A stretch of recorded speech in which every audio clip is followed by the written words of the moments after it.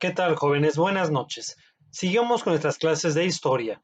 Con este video damos un pequeño corte en el tiempo para avanzar varias décadas, si no es que bastante tiempo más, para situarnos en una época del México contemporáneo, es decir, la época del México más reciente, del México cercano, en donde vamos a hablar específicamente del arte de esta época, el arte del mundo y del México contemporáneo. Después de que va a haber un corte de tiempo intenso, después de la independencia de México que estábamos mencionando en otros temas, todo el periodo de la Reforma, de la Revolución Mexicana, es decir, después de este periodo revolucionario, México entra en una etapa ya modernista, más cercana a la actualidad, en donde se va a dejar de lado la visión de los caballos, del campo, de las luchas de la revolución, y van a ver ahora lo que se va a llamar los hijos de la Revolución Mexicana. Es decir, todos aquellos que de una u otra forma van a estar influenciados, pero que no estuvieron ahí tan personalmente. Y van a retomar mucho tipo de este arte que vamos a encontrar ahí, muchas características fundamentales y sobresalientes que vamos a encontrar en este periodo de la historia mexicana, el arte contemporáneo mexicano.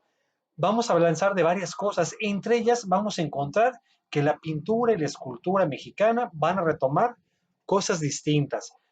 Si bien parte de la escultura mexicana que vamos a encontrar en este periodo se va a centrar y la pintura también en cambiar las formas clásicas, ya habíamos visto en otros momentos que el barroco y el clásico fueron grandes hitos de la historia artística, grandes formas. Pero ahora con el arte moderno mexicano, arte contemporáneo, se va a romper también esto y va a haber nuevos tipos de formas de representar paisajes, de hacer ahora los murales, es decir, los principales exponentes del arte mexicano de este periodo van a ser paisajistas, es decir, para pintar paisajes grandes, sin personas, únicamente los paisajes. El doctor Atl con los volcanes, con imágenes muy bellas de la pintura mexicana, de retratar un volcán, un campo, una vista panorámica, es decir, grandes pinturas de este estilo. Otros van a ser los grandes muralistas mexicanos, José Clemente Orozco, Diego Rivera, también las pinturas de Frida Kahlo, que van a ser muy intensas, Siqueiros. Es decir, México va a entrar en un gran periodo cultural de arte en estos años, muy intenso. Si hablamos entonces del muralismo mexicano y del paisajismo, específicamente con los paisajes, tenemos al doctor Atl. Es su seudónimo formalmente, que va a ser un gran representante en México.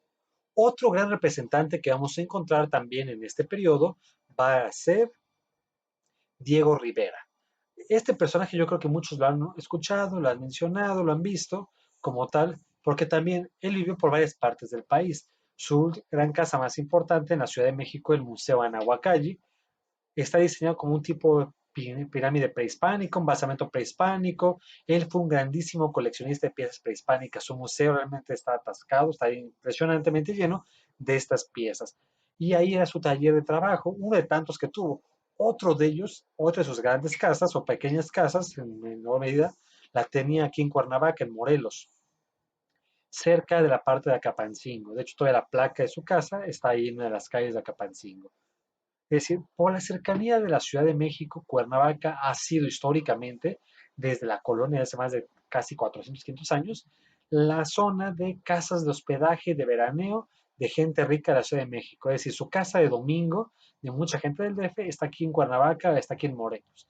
Las casas de las albercas en su momento y demás allá.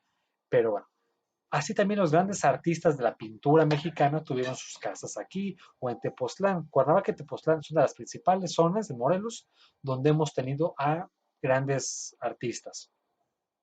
Hablando entonces de Diego Rivera, aquellos retomando otro video que hicimos en clase del Palacio de Cortés, si alguien ha entrado en la parte de atrás, la parte posterior, están los clásicos murales de Diego Rivera, los que retratan toda la parte de la pared, la parte de atrás, la toma, la conquista de Counáhuac, de Cuernavaca prehispánica, por los españoles. Es decir, Diego Rivera se dedicó a pintar todos estos murales con mucho tiempo, mucho trabajo. Es un trabajo muy cansado, muy extenuante estar pintando hacia arriba, problemas físicos, problemas de cuello para hacer este tipo de trabajo. Es un trabajo brutal, pero muy fino. Y Diego Rivera tiene un sentido de las proporciones muy curioso, de los oscuros, de los claros, del tamaño de las figuras y de más allá. Y algo muy llamativo de él es que siempre en sus pinturas él aparece camuflajeado. O sea, le gustaba, como muchos pintores clásicos, pintarse o esconderse en una imagen de su pintura con un personaje más que está ahí. En esta, una imagen muy clásica, muy llamativa, es un dibujo de José María Morelos y Pavón, con su sable, con su arma en mano, pero enfrente está de un Emiliano Zapata. Lo curioso de estas dos pinturas de Zapata y de Morelos es que a donde tú te mueves, pareciera que la pintura te está siguiendo con los ojos. Tiene un efecto bastante peculiar que pareciera que Morelos te sigue con los ojos a donde quiera que te muevas por el pasillo caminando. Y lo curioso de este Morelos es que es la cara de Diego Rivera. Él se camuflajea en este cuerpo de José María Morelos y Pavón. Así como tal, aparecen muchas otras pinturas en la Alameda de la Ciudad de México, en la pintura, cerca de la Catrina, de otros personajes, como un niño comiendo una torta ahí. Es decir, Diego Rivera fue un grandísimo personaje muralista mexicano. Ha hecho demasiados murales y varios de ellos están aquí en Cuernavaca y en otras exposiciones del mundo inclusive. O sea, realmente fue un gran pintor, un gran muralista mexicano. Otro gran personaje de este periodo fue su esposa, Frida Kahlo, que sí tuvieron otras parejas sentimentales ambos, pero siempre los vinculamos muy cercanos. Frida Kahlo hizo un gran adelanto para las mujeres en su época porque empieza a pintar, pero pinturas muy intensas con figuras mexicanas, ella representada ahí con las dos Fridas, es decir, figuras o imágenes que mucha gente las considera muy perturbadoras, pero en la parte artística es gente muy avanzada para lo que está haciendo. Ya estaremos representando algunas pinturas de estas en el video más adelante, para que ustedes puedan ver un poco del trabajo de estos personajes. Pero Frida Kahlo y Diego Rivera hicieron trabajos fundamentales en la pintura mexicana, en el paisaje, en los dibujos, en los borradores, en los bocetos. Son grandes exponentes de esta parte. Aparte de Frida Kahlo y de Diego Rivera, encontramos a un David Alfaro Siqueiros, que también tuvo justamente su casa aquí en Cuernavaca, Morelos, que actualmente es un museo donde se presentan obras de teatro y algunas piezas representadas. Se llama La Tallera de Siqueiros. Está cerca de Plan de Ayala, algunas cuadras hacia atrás. Ahí. Si uno tiene la oportunidad de ir, es interesante porque ahí lo curioso es que era su taller de trabajo, por eso es la Tallera de Siqueiros. Y este lugar tiene hoyos en el piso muy profundos, largos como zanjas, porque ahí Siqueiros metía sus pinturas, pero grandísimas, murales casi, y las iba bajando en el hoyo para que él pudiera pintar enfrente de ellas, no tuviera que subirse a andamios, porque también Siqueiros ya era un señor de edad avanzada cuando estuvo viviendo aquí en Cuernavaca, y para evitar problemas de salud, trabajaba de esta forma. Ese es un trabajo muy interesante la casa de Siqueiros, y los colores que maneja ahí, juego de luces y demás. Son pinturas muy intensas de Siqueiros, que también pondremos algunas de ellas aquí. Otras de ellas que vamos a encontrar también es José Clemente Orozco, un personaje que sus pinturas rivalizan mucho con el de Siqueiros y sobre todo con Diego Rivera. Mientras Diego Rivera maneja las proporciones, los espacios de una forma muy clara, Orozco maneja las proporciones muy grotescas, muy intensas, muy crudas, muy fuertes, colores sombríos, drásticos, pero también las pinturas de Orozco son muy llamativas, muy sobresalientes en este sentido. No nada más es lo único que vamos a encontrar en el arte mexicano del periodo, también a raíz de todo esto vamos a encontrar que empieza a desarrollarse el cine mexicano, el cine en blanco y negro, recordando que antes muy poco cine se manejaba en México porque realmente era muy costoso y vamos a encontrar la llamada época del cine de oro mexicano en donde al año un actor podía salir en 10, 15 o 20 películas.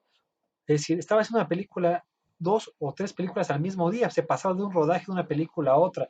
Es donde vamos a encontrar a los hermanos Soler, estos son personajes que ustedes seguramente no han visto mucho en el cine, y su papás poco, pero es el clásico cine de los abuelos mexicanos, de Joaquín Pardavé, de los hermanos Soler, de un Pedro Infante, un Jorge Negrete, un Luis Aguilar, es decir, personajes que vamos a encontrar siempre en blanco y negro en las primeras películas, de un Cantinflas que empezaba a trabajar apenas en las películas de blanco y negro, de un Resortes, de un Capulina, pero principalmente las películas van a centrarse fundamentalmente en ser de tipo costumbrista, de narrar estereotipos de la vida mexicana importantes ahí. Y vamos a encontrar uno de los actores grandes de esta época que todavía vive en este momento, Ignacio López Tarso. Algunos de ustedes quizá han visto algunas películas llamadas de Macario. Pregunten a sus papás o a sus abuelos si han visto esta película de Macario. Es una película clásica de Día de Muertos mexicana. También y empiezan mucho las películas de charros mexicanos, que increíblemente ya en esta época ya no había tanta figura del charro mexicano. Pero si ustedes ven las películas primeras de Pedro Infante o de Luis Aguilar, de Jorge Negrete, realmente es muy común encontrar a estos personajes toda la película vestidos de charro, aun cuando realmente en esta época ya el mexicano ya no vestía tanto de charro, ya no lo veíamos tanto con espuelas de caballo, pero este cine se crea para ejemplificar en otras partes del mundo el estereotipo del mexicano o de lo que fue alguna vez el mexicano, este hombre macho, mujeriego, jugador, parrandero, alcohólico, cantador, de gran pegue con las mujeres, que cantaba serenata, y es decir, son las clásicas imágenes de un Pedro Infante en las películas, pero que tiene un mexicano que sufre, que llora, una mujer, una madre mexicana que da todo por los hijos, la clásica madre mexicana que tiene muchos hijos, los pueblos mexicanos pobres, los barrios pobres mexicanos. Es decir, el arte en esta época mexicana en el cine también se va a centrar mucho en este periodo, en estas características culturales, para mostrar cómo era el México de la época al mundo, porque inclusive a nosotros que nos toca vivir en el centro del país, también dentro del centro del país hay una diferenciación muy fuerte y con respecto al resto del país de México. En algunas partes del norte de México, en Monterrey, en Tijuana, siguen imaginando todavía que Morelos, algunas comunidades, seguimos estando como en la época de los zapatistas, con sombrero, con guaraches, con ropa de manta, porque también es un estereotipo que se le ha manejado en algunas partes del país que no han viajado mucho. Y eso es importante ir erradicando este fenómeno social y este fenómeno cultural. Sigamos viendo esta parte con respecto a esto. Es decir, aquí más que nada este video se centra únicamente en esto, en empezar a analizar un poquito del arte de la cultura mexicana, de estos pintores, de estos escultores, que van a retomar imágenes fuertes de otra época, de otras culturas, para hacer algunas modificaciones, algunos cambios sobresalientes en esta parte.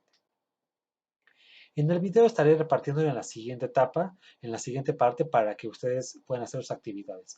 Las primeras imágenes al terminar este video se centrarán en, básicamente, las primeras tres en imágenes o pinturas de el Dr. Atl, las siguientes tres de Siqueiros, otras tres de Diego Rivera, tres de Frida Kahlo,